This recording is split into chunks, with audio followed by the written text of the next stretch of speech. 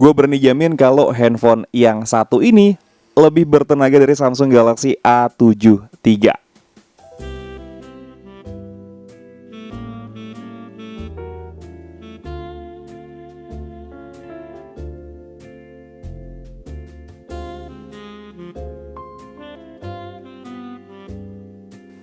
Halo semua, ketemu lagi sama gue Dimas di sini dan ini adalah Samsung Galaxy S21 FE.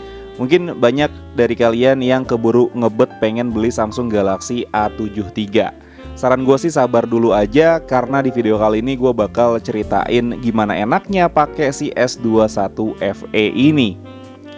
Biar gimana pun juga, Samsung Galaxy S21 FE masih masuk dalam kategori flagshipnya Samsung meskipun ada beberapa bagian yang sedikit dikurangin dari seri S21 reguler.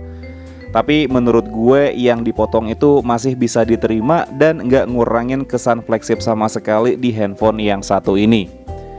Nah, salah satu yang gue suka dari Samsung Galaxy S21 FE ini adalah ketahanan baterainya. Mungkin kalian sering dengar ya, kalau handphone flagship itu pasti boros baterai. Nah, yang bikin gue nyaman pakai handphone ini karena baterainya yang terbilang irit meskipun kapasitasnya cuma di 4500 mAh aja. Untuk daily use gue yang terbilang menengah, handphone ini mampu bertahan seharian. Jadi selama bulan puasa ini gue punya kecenderungan ngecas handphone itu sebelum tidur dan gue cabut full pas sahur sekitar jam setengah 4 pagi. Abis itu handphonenya nggak gue cas lagi dan saat malam sekitar jam 10-an baterainya masih tersisa di sekitaran 15%-an. Menurut gue untuk ukuran handphone flagship, baterai dari Samsung Galaxy S21 FE ini terbilang irit apalagi kalau kita lihat pengecasannya yang juga cukup kenceng. Seperti yang kita tahu kalau paket penjualan dari Samsung Galaxy S21 FE ini juga nggak ngasih kepala charger. Tapi biarpun begitu, Samsung masih baik hati, masih ngasih kemampuan supercharge 25 watt dan gue charge pakai chargernya Note 10 yang punya kemampuan pengecasan 25 watt. Baterainya bisa keisi full dari 15% dengan waktu 1 jam 20 menitan aja. Kalau biasanya handphone flagship itu identik dengan material yang mewah, lain ceritanya sama Samsung Galaxy S21 FE ini, di mana materialnya masih menggunakan polikarbonat untuk bagian backdoornya. Untungnya cuman bagian backdoor aja yang menggunakan polikarbonat. Sedangkan untuk bezelnya, Samsung Galaxy S21 FE ini masih menggunakan frame metal dan juga layar yang masih dilapisin sama Corning Gorilla Glass Victus.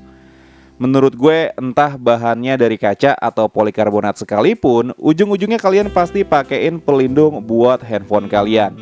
Tapi banyak banget nih dari kalian yang sebenarnya pengen banget ngerasain langsung body handphone kalian karena mungkin kalau pakai casing jadi berasa tebel handphonenya.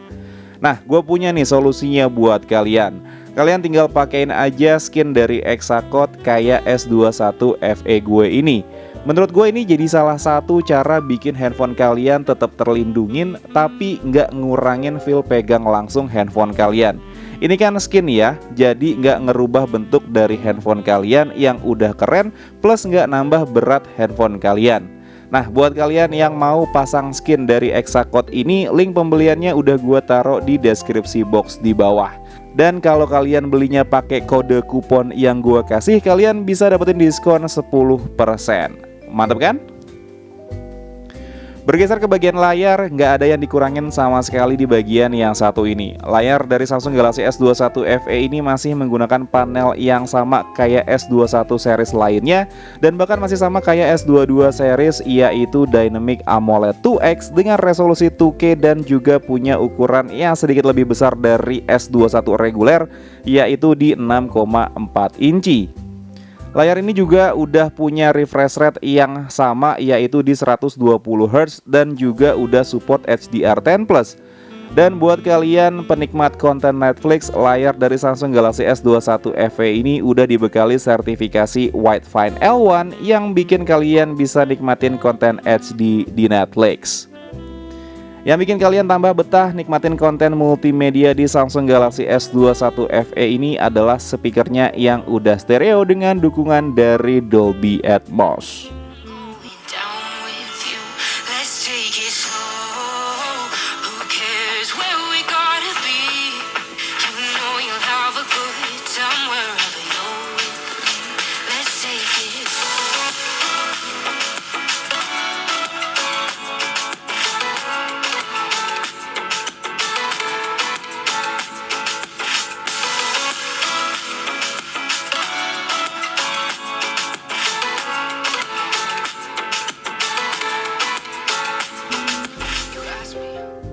Untuk urusan chipset harusnya nggak perlu diraguin lagi ya kemampuannya.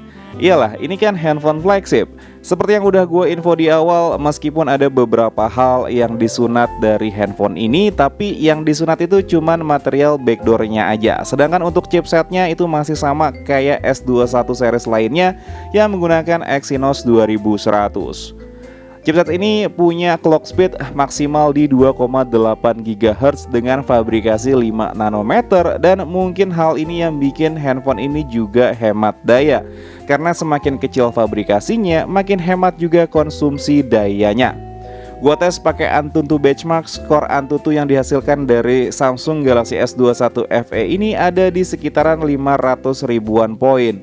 Dan dengan skor Antutu sebesar itu, handphone ini mampu ngejalanin game berat kayak Genshin Impact. Kenapa ya? Rata-rata orang yang bahas handphone itu pasti naruh pembahasan kamera di akhir-akhir video.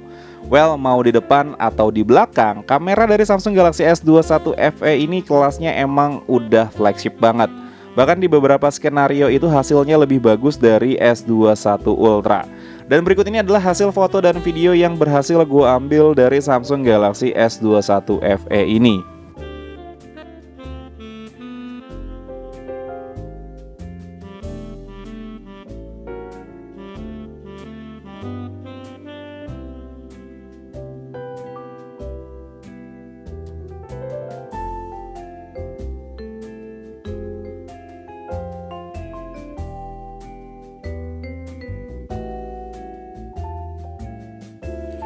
Oke, teman-teman, ini adalah hasil perekaman dari Samsung Galaxy S21 FE.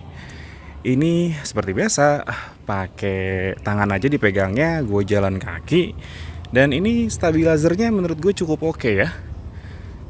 Jadi gue sih ngeliatnya di sini nggak ada yang goyang-goyang gimana gitu.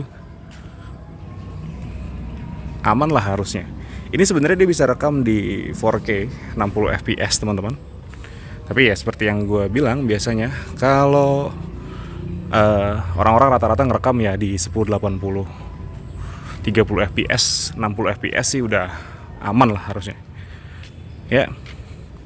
Ini jadi kita lensanya bisa rubah-rubah juga nih. Ini lensa lensa zoom, lensa normal, dan juga ini lensa ultrawide. Jadi pas kita lagi ngerekam, ini kita bisa rubah-rubah ya teman-teman ya. Oke teman-teman, ini hasil perekaman kamera depan Samsung Galaxy S21 FE ya. Rekam di 1080 30 fps. Dan untuk HDR-nya, ini HDR-nya lumayan bagus ya. Jadi di atas warnanya biru, gue juga sedikit. Nah, ini kita backlight nih. Ya, kita backlight di sini. Ini HDR seperti ini teman-teman. Cahayanya. Muka gue masih cukup kelihatan. Ya, ini lumayan nge-white juga dia. Dan untuk audionya bagus atau enggaknya kalian yang bisa nilai sendiri. Oke, kita lanjut lagi ke sesi berikut ya. Layaknya handphone flagship, Samsung Galaxy S21 FE ini dibekali segudang fitur handphone flagship kayak IP68, NFC, wireless charging, Samsung DeX, dan juga dukungan software sampai 3 tahun ke depan, serta dukungan keamanan sampai 5 tahun ke depan. Tapi yang namanya handphone itu pasti nggak ada yang sempurna, dan hal yang perlu kalian perhatikan di handphone ini ada di bagian layarnya. Ya, meskipun ini adalah salah satu layar paling cakep yang bisa kalian temuin, tapi ada hal yang cukup ganjel selama gua pakai handphone ini, yaitu entah kenapa saat scrolling di handphone ini tuh agak patah-patah dan beberapa kali layarnya kembali nampilin feed paling atas, padahal gue nggak mencet tombol apa-apa di layarnya. Entah sih ini masalahnya ada di layar atau di bagian softwarenya yang emang berat pas ngeloading data dari aplikasi. Yang jelas kejadian ini bikin agak kurang nyaman pas scrolling media di handphone ini. Semoga sih emang kendala software aja dan bisa diperbaiki di update selanjutnya.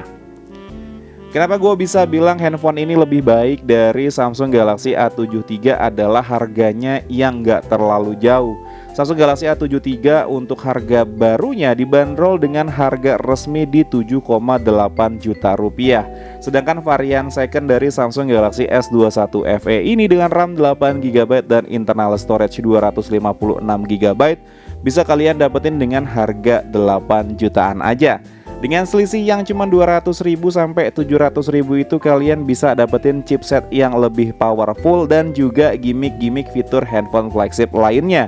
Dan menurut gue ini sih worth it ya, kalian nambah sedikit tapi kalian bisa dapetin handphone yang jangka waktu penggunaannya lebih lama, dan yang pasti kalian bisa rasain handphone dengan kelas flagship.